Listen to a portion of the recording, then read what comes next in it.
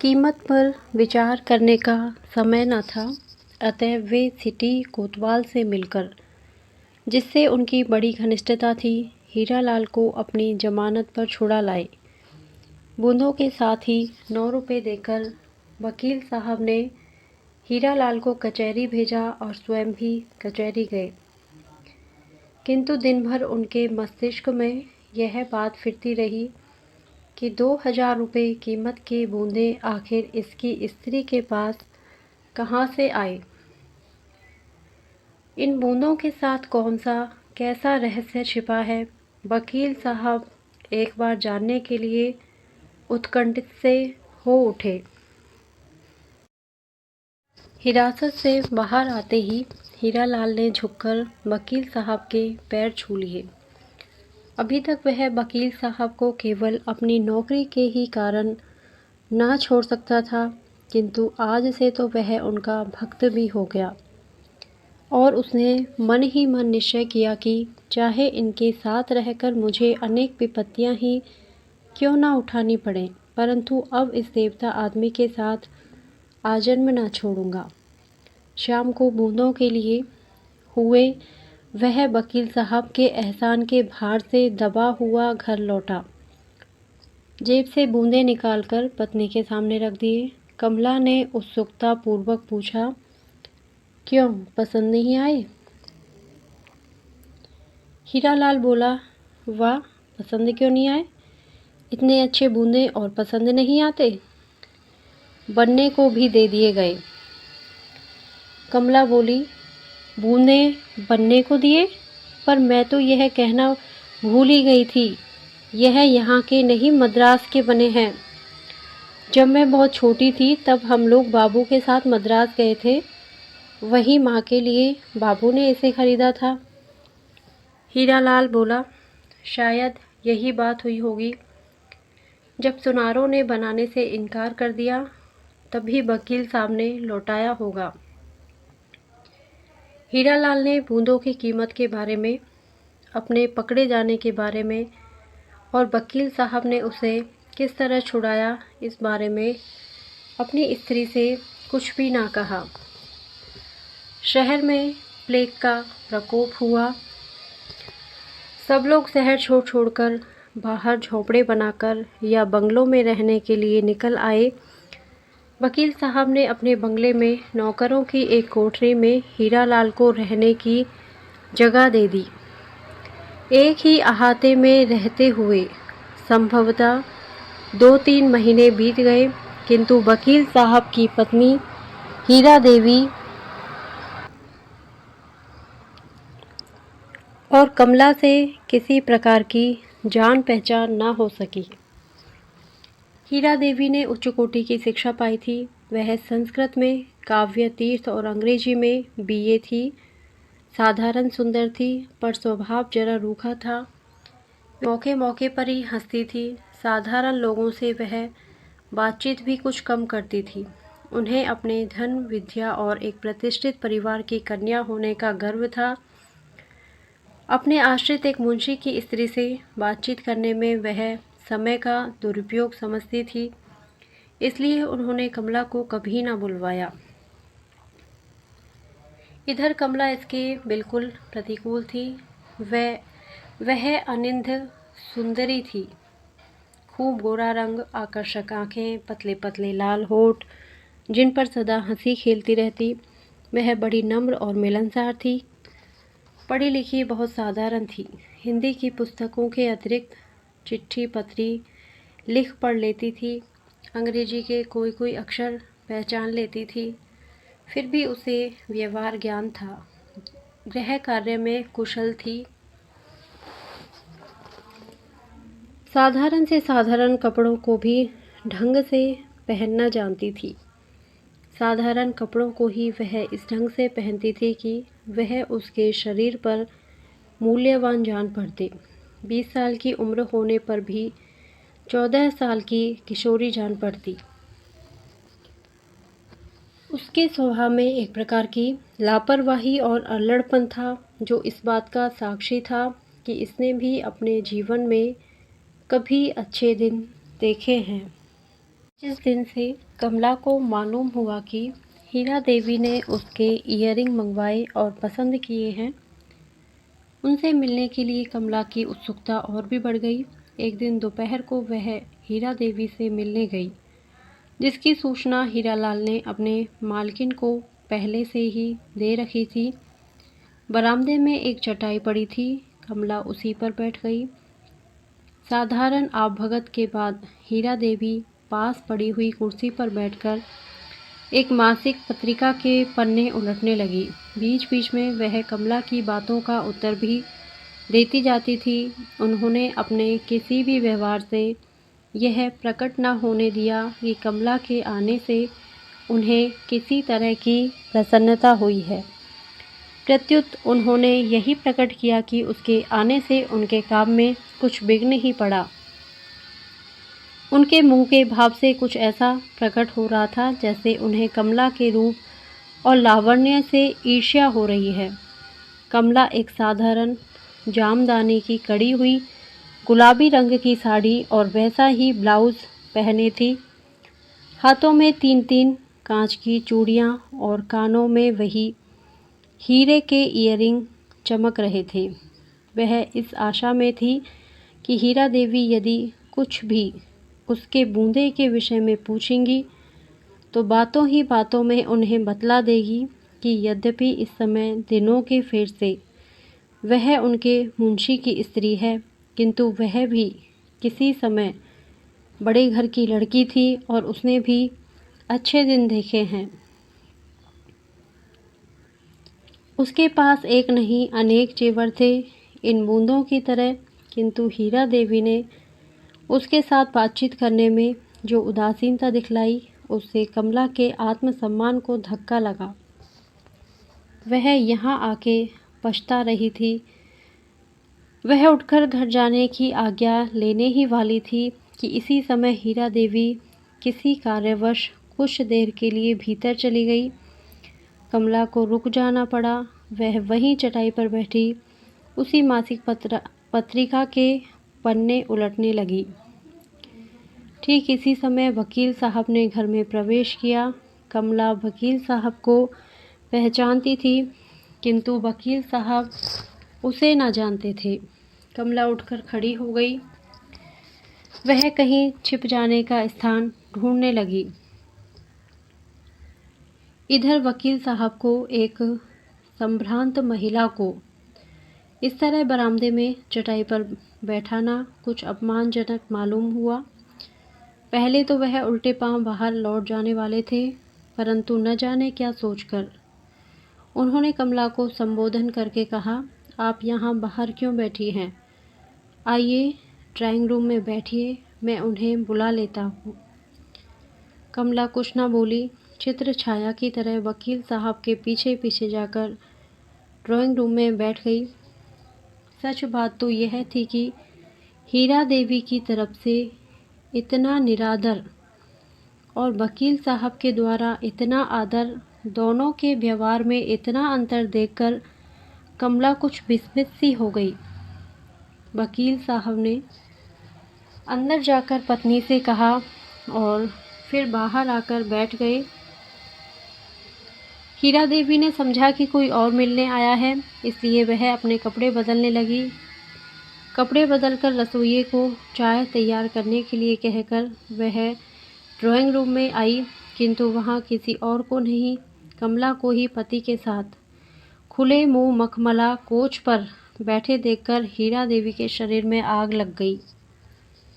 वह कुछ बोली नहीं, रूखे भाव से आकर वहीं दूसरी कोच पर बैठ गई। उनके आते ही कमला उठकर खड़ी हो गई और उनकी ओर लक्ष्य करके कहा, अब आज्ञा दीजिए, मैं घर जाऊं?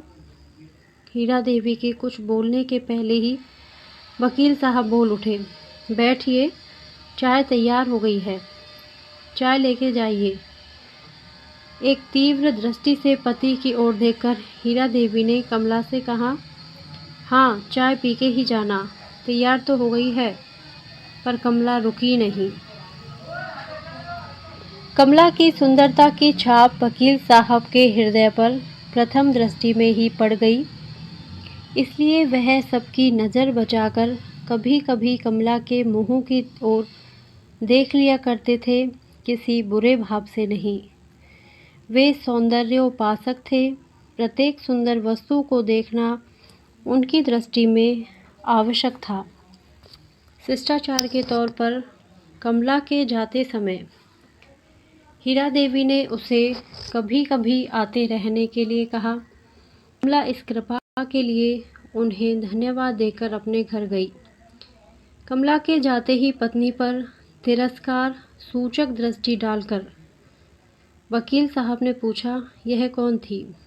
वहाँ चटाई डालकर बैठा दिया। इतना बड़ा ड्राइंग रूम किस लिए है? हीरा देवी भी उसी भाव से तीव्र स्वर में बोली, तो तुम क्या चाहते हो कि मैं नौकरों चाकरों को भी अपने साथ ही कुर्सी पर बिठाया करूं? यह तो तुम ही से होगा, मैंने तो यह नहीं सीखा। फिर भी अब वाद विवाद करने का क्या तात्पर्य है, जब तुमने उसे बुलाकर अपने पास कुर्सी पर बैठा ही लिया था? वकील साहब ने उत्सुकता से पूछा, नौकर चाकर? नौकर चाकर से तुम्हारा क्या तात्पर्य है? हीरा देवी ने रुखाई से कहा, यह मुंशी की ही तो स्त्री थी ना, नौकर चाकर नहीं तो क्या मेरी हमजोली है?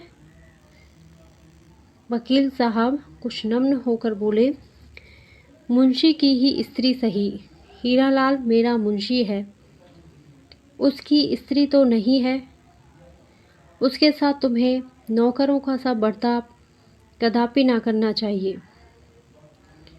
जो सम्मान करना जानता है वह सम्मान पाता भी है।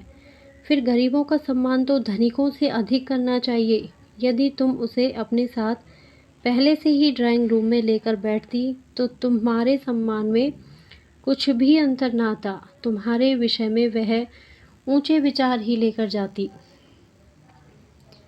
हीरा देवी अब झुंझला उठी। क्यों तंग किए जा रहे हो? मुझसे नहीं बन पड़ा, तुमने तो कर ही दिया। फिर अब अफसोस किस बात का? और इतने पर भी संतोष न हो? जाके उसके आंसू पहुँचाओ, मुझे कोई शिकायत नहीं होगी। कहकर हीरा देवी उठकर दूसरे कमरे में चली गई। मेज पर चाय ठंडी हो रही है। उस तरफ न वकील साहब का ध्यान था और न हीरा देवी का। हीरा देवी के जाते ही वकील साहब थके हुए से एक कोच पर लेट गए। बात बात पर वह पत्नी के वाद विवाद और तर्क से थक गए थे। विवाह से पहले जब उन्हें मालूम हुआ कि उनकी भावी पत्नी ग्रेजुएट है, संस्कृत में काव्य तीर्थ है, तो उन्हें न जाने कितनी प्रसन्नता हुई थी। अपने कल्पना जगत में उन्होंने अपने एक छोटे से सोने के संसार को देखा, जिसमें सहयोग से गृहस्थी नंदनवन हो जाती है। इसी सुस्वप्न को देखते देखते वे विवाह के बंधन में बंध गए और उन्होंने अपने भाग्य की सराहना की। मित्रों ने बधाई के पुल बांध दिए। नववधू अधिक सुंदर न थी, पर सुशिक्षित थी, इसका वकील साहब को गर्व था। आज उनका गर्व चूर चूर हो गया। रह रह के उन्हें ऐसा जान पड़ता था जैसे उन्होंने कोई बहुत बड़ी भूल कर डाली, जिसका कोई प्रतिकार नहीं। पत्नी के उद्दंड स्वभाव से वे बहुत असंतुष्ट थे।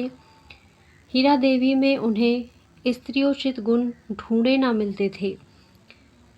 पत्नी से अधिक संकोच और शील की मात्रा उनके ही स्वभाव में थी, जिसके कारण वह पत्नी से कभी कुछ कह सुन ना सकते थे, और कहते भी तो कैसे।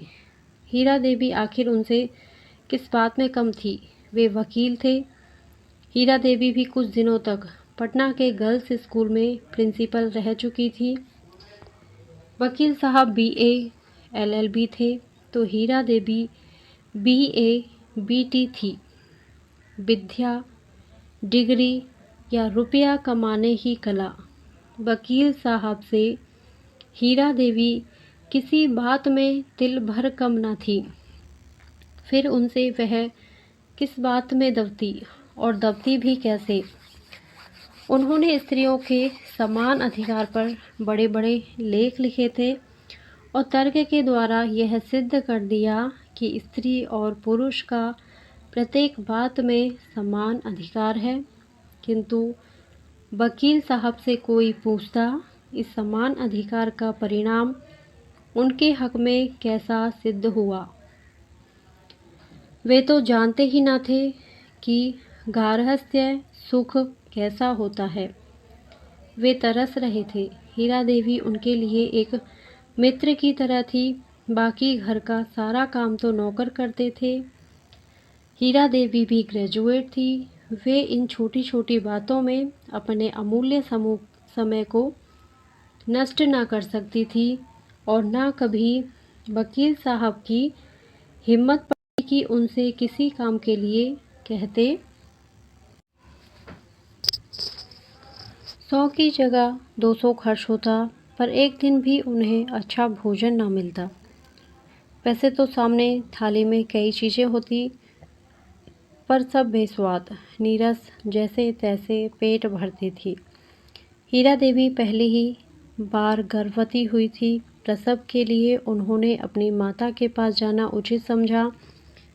वकील साहब ने इसे ज़्यादा ठीक समझा, क्योंकि यहाँ इनके घर दूसरे कोई स्त्री थी ही नहीं। अतएव गर्भ के 6ठे मास में ही हीरा देवी अपने माँ के घर चली गई। एक दिन कचहरी से लौटकर वकील साहब चाय के लिए बैठे ही थे कि हीरा लाल एक थाली में कुछ मिठाइयाँ, जो एक सुंदर बेल बूटेदार रुमाल से ढकी हुई थी, लेकर आया। बोला, घर में बनाया था तो मैंने कहा थोड़ा सा आपके लिए भी ले चलूं। बहू जी तो है ही नहीं, अब आपके लिए कौन बनाता होगा। वकील साहब ने मन ही मन सोचा। ये थी ही तो कब बना के खिला देती। प्रकट में बोले, क्यों तकलीफ़ की हीरालाल, महाराज तो बना ही दिया करता है जो कुछ मैं चाहता हूँ। हीरालाल ने धीरे से थाली को मेज पर रखकर रुमाल हटा लिया। फिर बोला, वकील साहब, ये पकौड़ियाँ खाइए, अभी बन रही हैं, बिल्कुल गर्म है और चाय के साथ आपको अच्छी भी लगेंगी। वकील साहब पकौड़ियों के शौकीन थे। तस्तरी की सब पकौड़ी साफ कर गए। हीरालाल शर्माया, शायद बहुत कम लाया था। खाने के बाद बोले, दरअसल हीरालाल, बहुत अच्छी पकौड़ियाँ बनी हैं, बाकी मिठाइयाँ भी बहुत अच्छी हैं। क्या तुम्हारे घर की बनी हैं? हीरालाल प्रसन्न होकर बोला, हाँ सरकार, हम लोग तो बाजार की मिठाई खाते ही नहीं, वह तो सब अपने हाथ से बना लेती है। सस्ती की सस्ती पड़ती है और बाजार से अच्छी भी रहती है। वकील साहब बोले, मालूम होता है कि भोजन बनाने में बड़ी चतुर है, पर वह तो मिर्ज़ापुर तरफ की है। देहात की लड़कियों को तो मैंने भोजन की कला में निपुण कहीं नहीं देखा। हीरालाल बोला, दिनों का ही फेर समझिए वकील साहब, यह मुंशी नवल किशोर राय की लड़की है। एक ही रात डाकुओं ने ऐसा ज़बरदस्त डाका डाला कि इनका सब कुछ लूट ले गए। इन्हें अपनी माँ के साथ जाफ़र मामा के घर मिर्ज़ापुर में रहना पड़ा। देहात में रही तो क्या हुआ, इनकी माँ बहुत चतुर थी।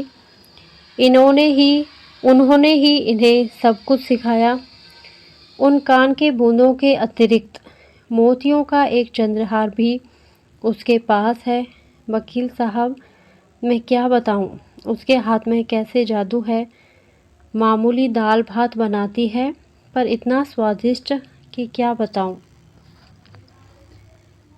वकील साहब आश्चर्य से बोले, अच्छा, यह मुंशी नवल किशोर राय की कन्या है। वह तो इलाहाबाद के बड़े भारी वकीलों में से थे, तभी यह इतनी चतुर है। हीरालाल ने प्रसन्नता का भाव जाहिर करते हुए कहा, वकील साहब, गुस्ताखी माफ़ हो, एक अर्ज करता हूँ। आप कल सवेरे मेरे झोंपड़े में ही भोजन कीजिए, हम गरीबों के भोजन का स्वाद भी लीजिए। वकील साहब को अपने मुंशी के यहाँ भोजन करना जरा उचित मालूम नहीं हुआ। बोले, क्यों तकल्लुफ़ करते हो हीरालाल? यह जो इतनी चीज़ें लाए हो, यही मेरे कल तक के लिए काफ़ी हैं, फिर क्यों तकलीफ़ करते हो? हीरालाल बोला, इसमें तकलीफ़ की क्या बात है वकील साहब, उसका स्वभाव तो ऐसा ही है। अगर 10 खाने वाले आ जाएं तो उसे दूनी खुशी होती है। सुस्ती तो उसमें नाम की नहीं है, और खाने वालों को खिला पिला के चाहे उसके खाने के लिए एक कौर भी ना बचे, उसे बड़ा संतोष होता है। वकील साहब बोले, अच्छा, भोजन तो तुम्हारे घर का मैं स्वीकार कर लेता हूँ, पर मैं वहाँ खाने ना जाऊँगा। तुम खाना यही ला देना। हीरालाल खुशी खुशी अपने घर गया। वकील साहब कपड़े पहन के क्लब गए। क्लब से उस दिन वकील साहब जल्दी ही लौट आए। उनका जी वहाँ भी ना लगा। एक अजीब तरह की परेशानी उन्हें तंग किए डालती थी। भोजन के लिए महाराज पूछने आया। कई बार पूछने पर जैसे सोते सोते चौंक कर उन्होंने जवाब दिया, नहीं। महाराज इस नहीं का अर्थ कुछ भी न लगा सका। दोबारा फिर पूछा, साहब भोजन लाओ? वकील साहब झल्ला उठे। बोले, अभी कहा था ना मत लाओ। एक बार के कहने से नहीं समझ सकते? महाराज चुपचाप चला गया। उस दिन किसी की हिम्मत वकील साहब से बोलने की ना हो सकी, किंतु 9 बजे रात को फिर हीरालाल दरवाज़ा खटखटाता हुआ पहुंचा। वकील साहब इतने रात को उसके आने का कारण समझ गए। फिर भी और दिनों की तरह वे उसे झिड़क ना सके, बल्कि आदर के साथ बैठाया और नम्रता से बोले, क्या है हीरालाल, मालूम होता है कि आज पीने के लिए नहीं है कुछ। हीरालाल हंस पड़ा और बोला, सरकार, जब तक आपके पास हूँ मुझे क्या तकलीफ़ हो सकती है? जब मेरे पास ना रहेगा आपके पास आऊँगा। अच्छा, यह बात है। कहते हुए वकील साहब ने 2 रुपये जेब से निकालकर फेंक दिए। आज पहली बार हीरालाल को बिना किसी प्रकार की झिकझिक किए पीने के लिए इतनी आसानी से रुपया मिल गया। रुपया तो वह सदा ही ले लिया करता था, किंतु घंटों माथापच्ची के बाद वकील साहब के इतना शीघ्र रुपया निकालकर देने का अर्थ उसने लगाया उस दिन की अत्यधिक आमदनी। रुपया उठाते उठाते बोला, मालूम होता है आज खूब आमदनी हुई है। वकील साहब, रुपये हो तो 2-3 और दे दो ना, घर में खर्च के लिए बिल्कुल नहीं है। वकील साहब बोले, अच्छा, तुम्हें 2 दे दिए तो तुम लालच में पड़ गए। हीरालाल नम्रता से बोला, नहीं वकील साहब, घर में तंगी ना होती तो मैं कभी ना मांगता। आप तो मुझे जानते हैं, बस मुझे पीने भर को मिल जाए, फिर मुझे कुछ ना चाहिए। आज तो उसने कहा कि रुपया चाहिए, इसलिए आपसे कहा, नहीं तो क्या कभी कहता। आज की वकील साहब की आमदनी कुल 5 रुपये ही थी। उन्होंने बाकी के 3 रुपये निकाल कर हीरालाल के हवाले कर दिए। देते देते उन्होंने ताकीद कर दी कि देखो, सब के सब मत पी जाना, घर में खर्च के लिए दे देना। हीरालाल बोला, नहीं वकील साहब, क्या पागल हूँ मैं? पहले घर में देकर फिर पीने जाऊँगा। हीरालाल चला गया। वकील साहब फिर पलंग पर लेटे। उन्हें नींद न आई। उन्होंने अपने और हीरालाल के जीवन की तुलना की। चतुर सुशील स्त्री पाकर वह कितना सुखी है, उसका गृहस्थ जीवन कितना आकर्षक है। वह है मामूली मुंशी, स्त्री साधारण पढ़ी लिखी ग्रामीण बालिका, फिर भी गृहस्थी को स्वर्ग बना रखा है। एक मैं हूँ शहर के बड़े वकीलों में, 500-700 मासिक तो कमा ही लेता हूँ। बंगला है, मोटर है, सुंदर बगीचा है, स्त्री संस्कृत और अंग्रेज़ी में ग्रेजुएट है। लोग तो यही समझते होंगे कि मैं कितना सुखी हूँ। मित्र लोग आकर मेरी किस्मत की सराहना कर जाते हैं, किंतु मेरी किस्मत कैसी है मेरे सिवा और कौन जान सकता है। बिना सुशील पत्नी के सब सुख होते हुए भी मनुष्य सुखी नहीं रह सकता। सच्चे गृहस्थी के सुख के सामने सारे सांसारिक सुख हेय हैं। वह गृहस्थ सुख मेरी किस्मत में है ही नहीं। काश मैं भी किसी मामूली पढ़ी लिखी स्त्री से ही विवाह करता और वह सुशील होती तो जीवन कितना सुखी होता। यदि सुशीला न भी होती तो कम से कम बात बात में उसका तर्कशास्त्र तो न चलता। हर बात में वह अपनी विद्वता की छाप तो न जमाने लगती। किंतु यहाँ तो बात ही और है। हीरा अपने सामने मुझे कुछ समझती ही नहीं। दूसरों के सामने उसे कुछ कहने में मैं डरता हूँ, न जाने कैसा उच्छृंखल उत्तर दे दे, फिर मुझे उनके सामने लज्जित होना पड़े। इस प्रकार जितना ही मैं उससे दबता हूँ वह मुझे दबाती जाती है। मैं स्त्री को समान अधिकार देने का विरोधी नहीं हूँ, किंतु वे इतना समझती कहाँ है। वे अधिकार पाते ही उसका दुरुपयोग करने लगती हैं। स्त्रियों के लिए कोमलता, लज्जाशीलता और नम्रता बहुत आवश्यक है, पर ये बातें हीरा में कहाँ हैं। किंतु इसमें हीरा का क्या दोष? दोष तो उसकी शिक्षा का है। फिर मैं शिक्षा को भी दोष कैसे दूँ? उसी की छोटी बहन मीरा भी तो एमए पढ़ रही है। इतनी सुशील, लज्जाशील है कि सीधी तरह आँख उठाकर बात नहीं कर सकती। कुछ नहीं, सब मेरी किस्मत का दोष है। मेरी किस्मत में गृहस्थ सुख नहीं था, फिर मुझे सुशीला पत्नी कैसे मिलती? उन्होंने कमला और हीरा की तुलना की। कमला उन्हें साक्षात लक्ष्मी सी और हीरा अहंकार, अभिमान की प्रतिमा सी जान पड़ी। वह पहले ही दिन, पहली दृष्टि में कमला के रूप पर मुग्ध हो गए थे। आज वह उसके गुणों की भूरी भूरी प्रशंसा कर रहे थे। किंतु वह जानते थे कि जीवन में अनेक बार ऐसे अवसर आते हैं जब इंद्रियां मनुष्य को अपना दास बना लेती हैं। जानता हुआ भी मनुष्य अनजान बन जाता है, समझदार भी नासमझ हो जाता है। इसलिए वह कमला के रूप और गुणों पर मुग्ध होते हुए भी उससे दूर दूर रहना चाहते थे।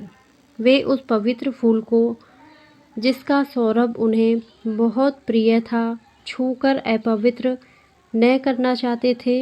इसलिए वह पास भी आने से डरते थे।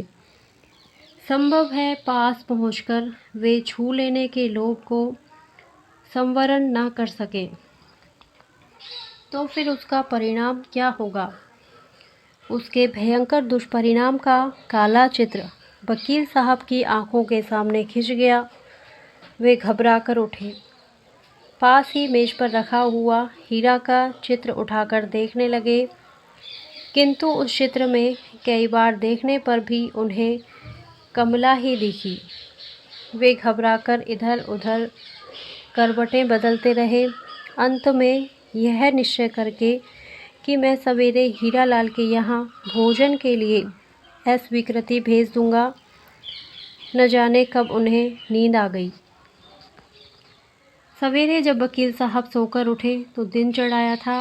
हीरालाल अपने कई मुवक्किलों के साथ वकील साहब की इंतज़ारी में बैठा था। वकील साहब उठे कहाँ तो सोने से पहले उन्होंने यह निश्चय किया था कि हीरालाल के घर का भोजन अस्वीकार कर देंगे। चाय पीते पीते महाराज से बोले कि मैं आज यहाँ खाना ना खाऊंगा। मेरे लिए मत बनाना। और खाना बनाना ही किसके लिए था? महाराज को बिना मांगे ही छुट्टी मिल गई। इधर भोजन के समय जब हीरालाल वकील साहब से पूछने आया, उन्होंने कहा, चलो वहीं चल के खा लेता हूँ, तुम भी घर रहोगे,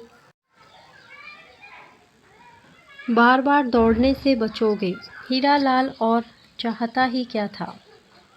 वकील साहब को लेकर अपने घर पहुंचा। वकील साहब घर की सफाई देखकर दंग रह गए। छोटे छोटे 2 कमरे कमला ने ढंग से सजा रखे थे।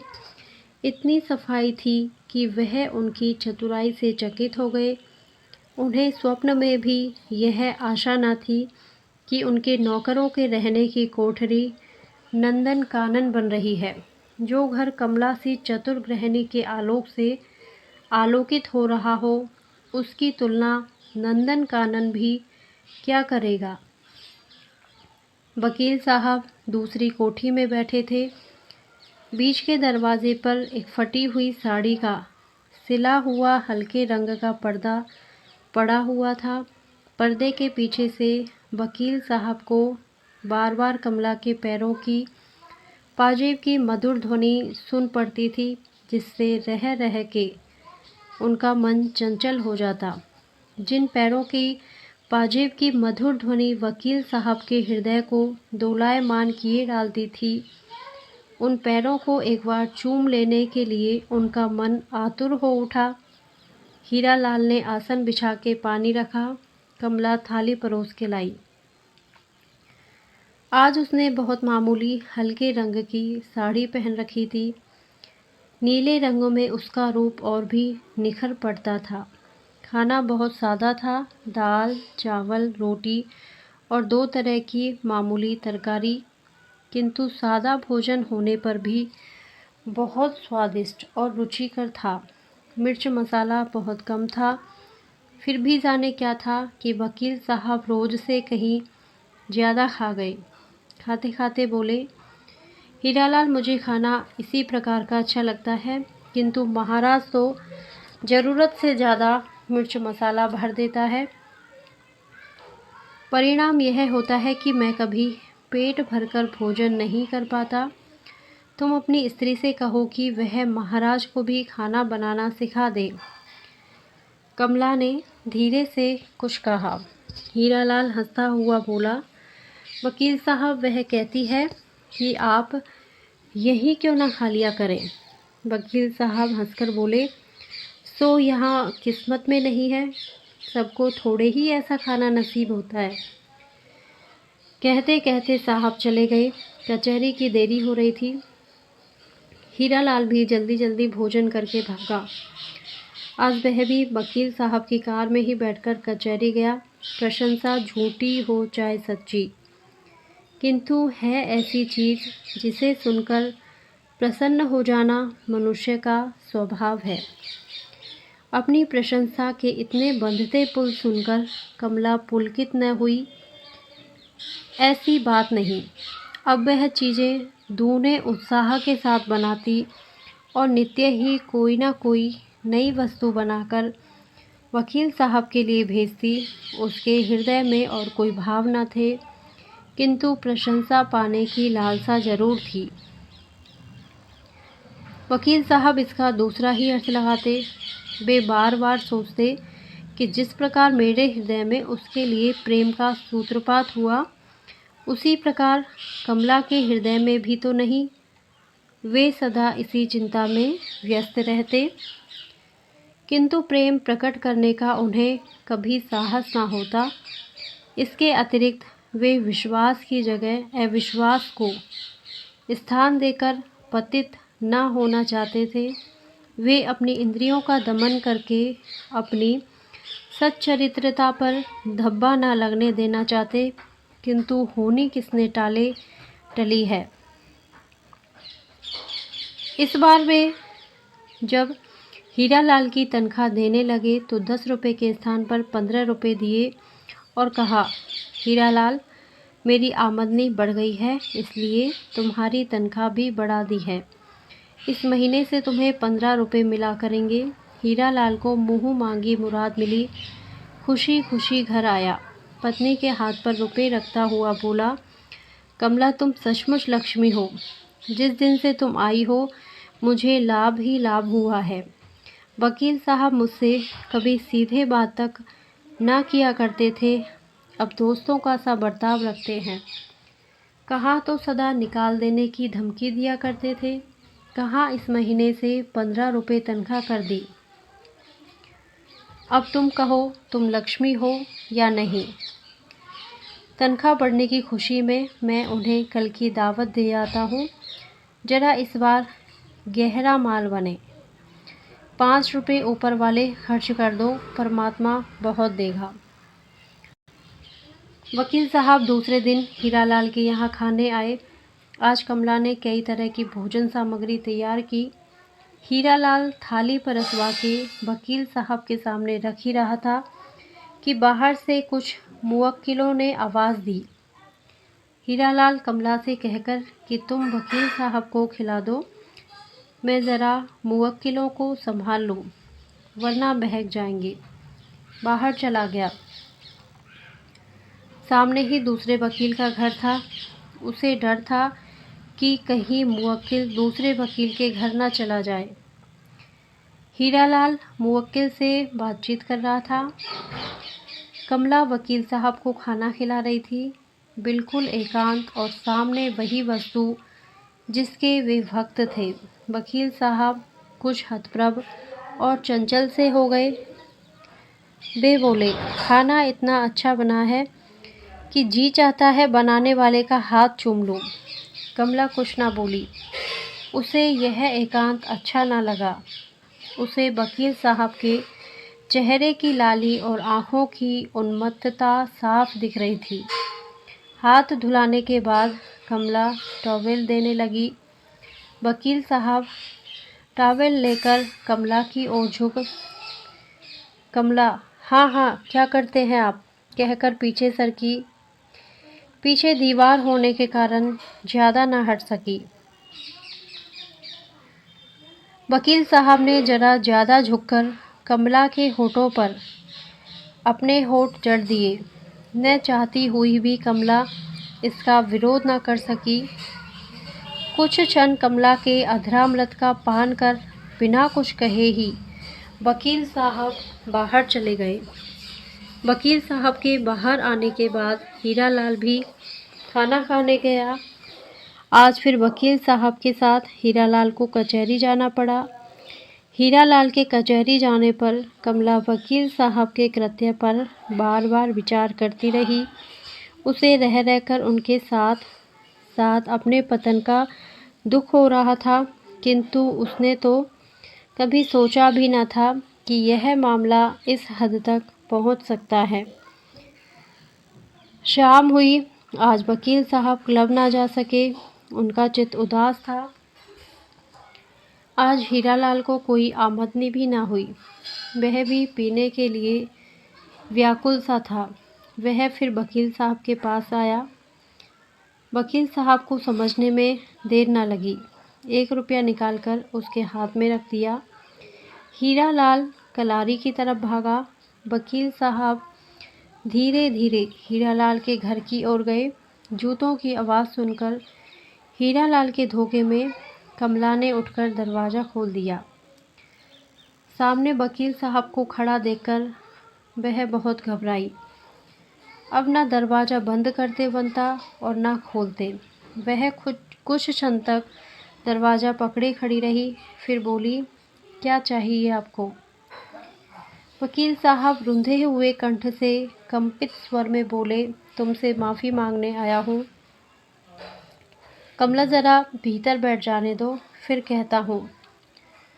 कमला दरवाजे से सरक गई। वकील साहब आकर भीतर कुर्सी पर बैठ गए।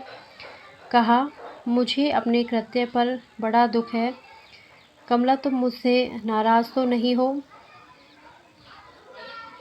कमला कातर स्वर में बोली, मैं नाराज़ हूँ या खुश, अब पूछकर क्या होगा? यह तो आपको पहले ही पूछना चाहिए था, फिर भी मैं आपसे पूछती हूँ, आखिर हठ से क्या लाभ? मेरी और आपकी दोनों की ज़िंदगी बर्बाद हो जाएगी। वैसे आपको तो विशेष क्षति ना होगी, किंतु मैं कहीं की ना रहूँगी।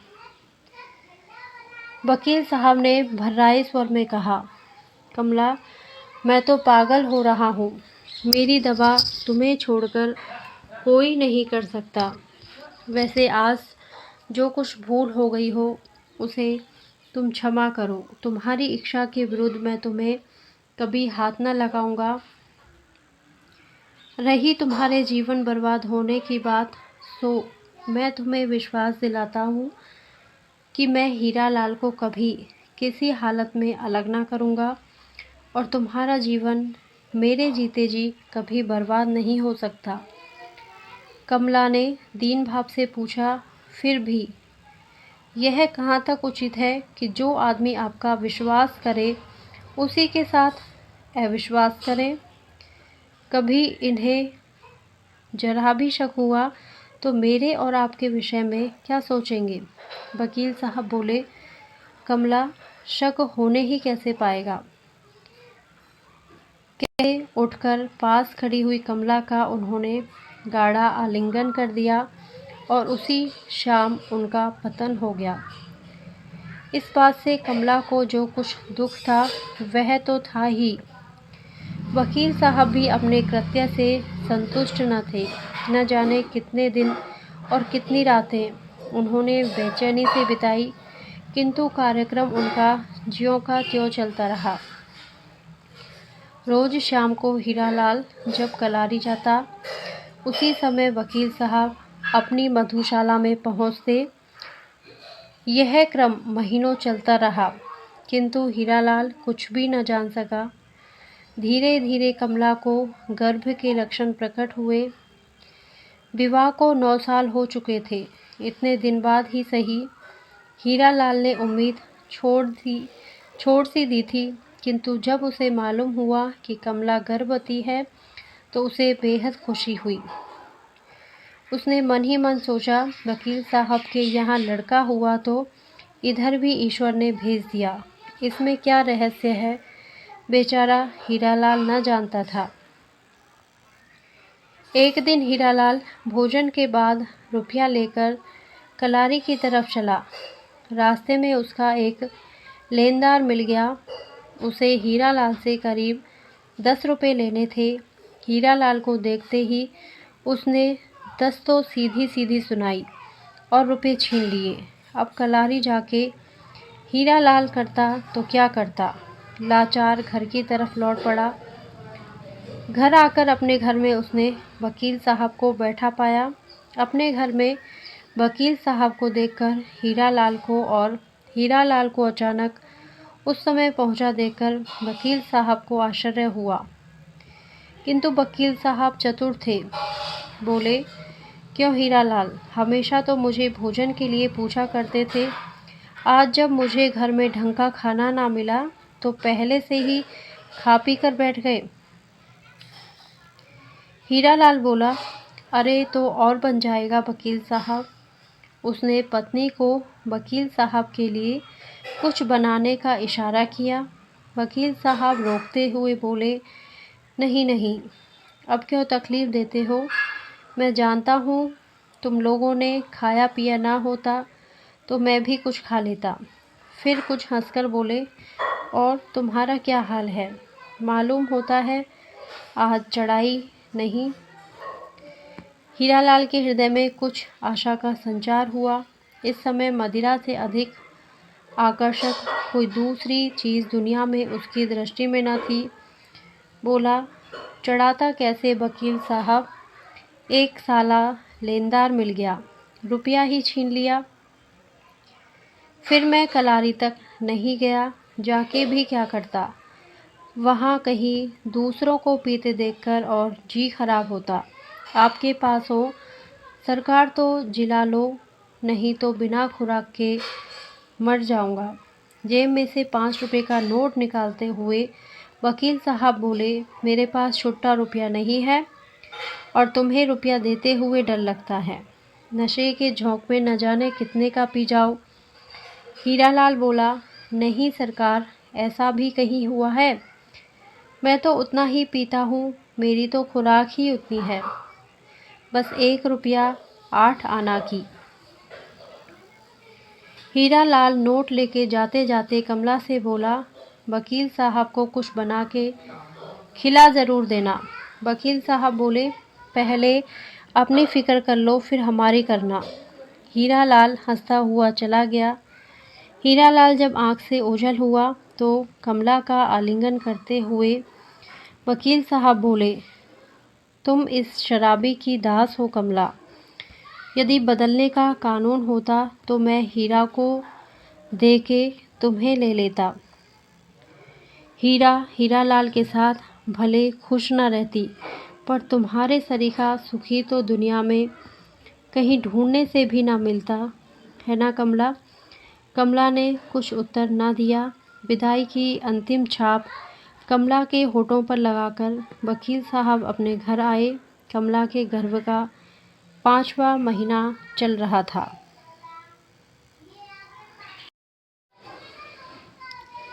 हीरालाल खूब पी के लौटा। लौटकर 3.5 रुपये कमला के सामने फेंक दिए। फिर वह खाट पर बेहोश गिर पड़ा। आज उसने दूनी चढ़ा ली थी। धीरे धीरे हीरालाल को अपनी स्त्री और वकील साहब के चरित्र के विषय में कुछ कुछ संदेह होने लगा, किंतु कुछ भी कहने की हिम्मत ना पड़ती। जब तक वह अपनी आँख से कुछ ना देख ले, कैसे कहे। लेकिन इस विचार मात्र से ही उसका हृदय बड़ा विचलित हुआ। वह अब ज़्यादा पीने लगा, किंतु इस पर भी उसे शांति ना मिलती। वह बड़ा व्यथित और घबराया सा रहता। एक दिन वह कमला से बोला, कमला जाने क्यों मुझे तुम्हारा वकील साहब के साथ इतना मिलना जुलना पसंद नहीं आता। कमला ने कहा, मैं तो उनके घर मिलने जाती नहीं, तुम उन्हें मना कर दो, मैं उनसे कभी नहीं मिलूंगी। हीरालाल निरुत्तर हो गया। वकील साहब को रोकने का उसमें साहस न था। उसने सोचा, मकान ही बदल लूँ तो अच्छा रहेगा। वह मकान की तलाश में चला। रुपये लेकर कलारी की तरफ जाने के इरादे से निकला, किंतु कुछ ही दूर जाने पर उसे कुछ मुवक्किल मिल गए। वह उन्हें लेकर लौट पड़ा। बंगले पर आने पर मालूम हुआ वकील साहब क्लब गए हैं। मुवक्किलों से बातचीत करके 5 रुपये फीस की पेशगी लेकर हीरालाल उन्हें सवेरे आने की ताकीद कर अपने घर की तरफ चला। वह रबर सोल जूते पहना था, इसलिए जूतों की आवाज़ न हुई। बाहर बरामदे पर पहुंचकर उसने देखा कि सामने का दरवाज़ा बंद है। अंदर से वकील साहब और कमला के हंसने की आवाज़ आ रही थी। वह चुपचाप कुछ क्षण तक खड़ा रहा। उसने सुना कमला कह रही थी, लड़की हो या लड़का है तो तुम्हारा ही, उसकी पूरी जिम्मेदारी तुम ही पर रहेगी। मैं यह ना देख सकूंगी कि तुम्हारा बच्चा मोटर पर बैठकर स्कूल जाए और दूसरा पैर घसीटता हुआ जाए। वकील साहब बोले, पगली हुई हो, तुम्हें भी मैं यहाँ ना रहने दूंगा, मैं तुमको लेके भाग जाऊंगा। वकालत, मकान, बगीचा सब हीरा और हीरालाल के लिए छोड़ जाऊंगा।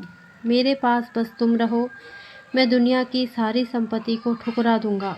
मोटर में मैं अपने बच्चे के लिए साथ रखूंगा, कहीं भी रहूंगा, कमा खाऊंगा। होना तैयार इस बात के लिए। कमला हंस पड़ी।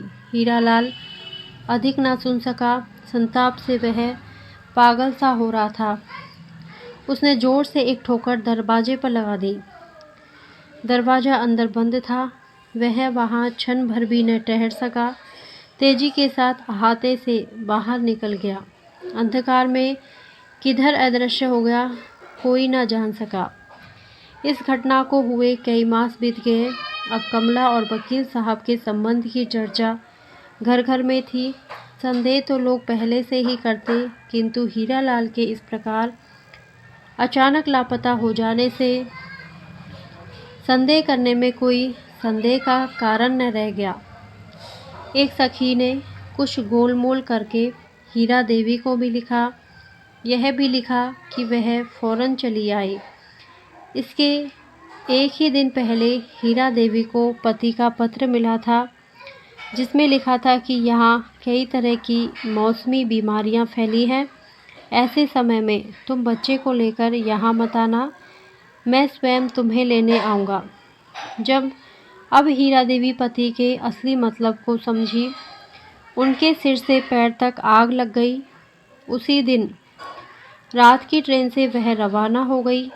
उनके पहुंचने से 15 दिन पहले बंगले में ही एक कमरे में कमला को कन्या हुई थी। हीरा देवी के इस प्रकार अचानक पहुंचने की वकील साहब को संभावना न थी। वह किम कर्तव्य विमूढ़ से हो गए। उनकी समझ ही में नहीं आया कि क्या करें। पहुंचने के कुछ ही घंटे बाद हीरा देवी ने देखते देखते कमला को बच्ची समेत बंगले से बाहर निकाल दिया। बंगले से निकलते समय कमला वकील साहब के दफ्तर की ओर मुड़कर बोली, मुझे उन कोठरी में से एक में रहने दो, मैं इतना नन्हा सा बच्चा लेकर कहाँ जाऊँ, फिर मुझसे चला भी तो नहीं जाता। वह अपनी पूरी बात भी ना कर पाई कि अचानक हीरा देवी आ गई। डांट के बोली, सीधी निकल जाओ, मेरी इच्छा के विरुद्ध तुम इस अहाते में पैर भी नहीं रख सकती। वकील साहब मुद्दकी नाई बैठे रहे, उनसे कुछ भी न करते बना। उन्हीं की आँख के सामने जिसे उन्होंने इतना आश्वासन दे रखा था, वही कमला गिरती पड़ती किसी प्रकार बंगले से बाहर चली गई। किसी को उस पर दया न आई, किसी ने उसे शरण नहीं दी। अपने पाप के फल को हृदय से लगाए संताप के आंसू बहाती हुई कमला निरुद्देश भाव से चली जा रही थी। धन्यवाद। यदि आपको ये कहानी पसंद आई हो तो प्लीज़ मेरे वीडियो को लाइक करें, शेयर करें और मेरे चैनल को सब्सक्राइब करें। Thank you.